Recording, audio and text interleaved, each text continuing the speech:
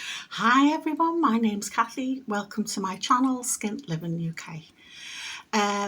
Welcome to another part of my slow house renovation. I'm slow because I have arthritis in my hands as I'm 58 and my hands are done in. So basically I'm trying to do the house up, renovate it and decorate it because I want to downsize. My oldest son is in Scotland and my youngest son still lives with me, and me and my youngest want to move up to Scotland now. He wants to get a place of his own, so he's currently saving up a deposit to do that, and I'm trying to fix the house up a little bit so we can get the house on the market as soon as we can. So for the last year or so I've been working on it. We've moved into this house in 2020 and I did some renovations then, and then this last year I've been concentrating on upstairs. I did the box bedroom, the smallest bedroom renovation. I've worked on the bathroom upstairs. I'm lucky to have a downstairs bathroom as well, so I did a bit of work on that. I've painted the kitchen and painted my bedroom, so I've got the middle bedroom to work on next because we've got 3 bedrooms. And that's why obviously I want to downsize, because I don't need 3 bedrooms. Recently I've been working on this cupboard under the stairs, which is just off the back room, the dining room here. And as you can see, so I've wanted to turn it into a pantry because I need the storage elsewhere for other stuff, and I think it'll make a nice selling point when I put the house up for sale. So this is the work I've been doing on it yesterday and this morning. I've given the door another coat of paint. I think I'll need to touch it up. It's an old door. I've got some sticky back plastic in blue and yellow check, and I've put it on the panels of the door, and I think it looks really nice. It sort of gives it a cottagey feel, which is what I'm going for, vintage retro cottage type look. And I've been slowly but surely painting and clearing out the cupboard under the stairs. And this is my latest development. I'll step back so you can see. It hasn't got any lighting at the moment. I've just ordered a couple of lights for it online, so hopefully they'll be Tuesday, Wednesday. So what I've done is, when we moved in, the people who lived here before us, I asked them to plaster the cupboard out because it was all crumbly, so they plastered it out. I put the shelves in. I do DIY to save money because I live on a low income. I live on a tiny teacher's pension, which is less than universal credit. Anyone who receives universal credit will tell you it's just under £400 a month. My pension doesn't get anywhere near that. And I top up my money with money from my son and selling some of my clutter online. So that's why I have to do as much DIY as I can to save a little bit of money, and plus I like doing it, to be honest. So I don't know if you can see, I've put some scalloped trim along each shelf. I've painted it blue, I've painted the cupboard white, and I've just put a bit of wallpaper on the back. In the box bedroom, I put some wallpaper on the wall. I bought it for £2 at the charity shop Bernardo's, the kiddies charity Bernardo's, and it cost me £2. So I've well and truly had my money's worth. I'll just give you a bit closer up so you can see what it looks like. It's supposed to be passion flowers apparently. It's a B&Q wallpaper. I looked it up, I think it was £29. But there was a single roll in Bernardo's and it was £2, and I picked that up last year. So I've used it in the box bedroom to make it look sweet and cottagey, and tongue grooved it as well. And because I had a bit left over, I thought, I know, I'll put it a bit on the wall to make the cupboard look pretty. So this top shelf is my appliance shelf now. They were all here, there and everywhere in the kitchen and cupboards, on top of the fridge and all that sort of thing. Now they're all in one place, so it's great. And I won't have to constantly clean them, because being out on the shelves or on top of the fridge, they get dusty and a little bit greasy and all the rest of it. So now they're in the cupboard, they'll stay cleaner for longer. As you can see, I've put the sticky back plastic on the shelf. It wasn't sticking very well. The wood that I made the shelf out of was like an OSB particle type board stuff, so I'll give it a coat of paint, hoping that'll give us something to stick to, but it wouldn't. So I've done a bit of an experiment because I had the wallpaper paste out. I've put some wallpaper paste on, so hopefully that might stick. I haven't stuck this second drawer shelf down yet, and sorted it out because I need to declutter everywhere. Still haven't done it.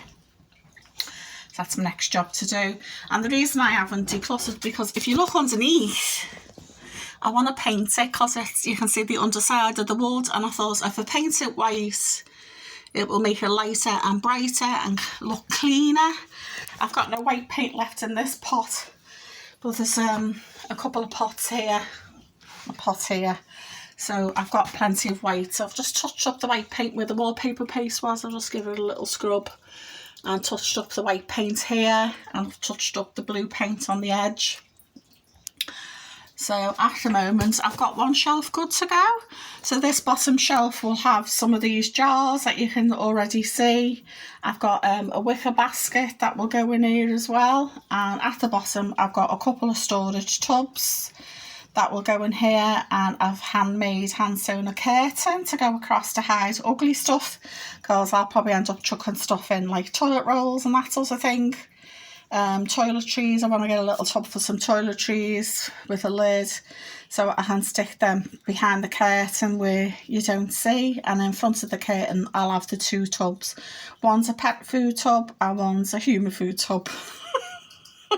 So this floor is tiled, so I need to give that a good scrubbing. I tiled this floor a while back here with these star tiles from Wicks. So if I get time, which I probably won't, I might retile the floor in here as well. So I've got loads of painting to do, because once I've cleared this out, as you can see, the walls are still bare plaster. And obviously I need to paint the underneaths of the shelves as well. I've ordered some battery lights, ones that you can recharge. So you take them off and charge them. So we'll see how that goes. I might invest in some fairy lights, string lights, as well, as suggested by one of the viewers. And one of them even suggested putting some fairy lights in some jars. That's from another frugality channel called Heart's Humble Homestead. She often leaves lovely comments.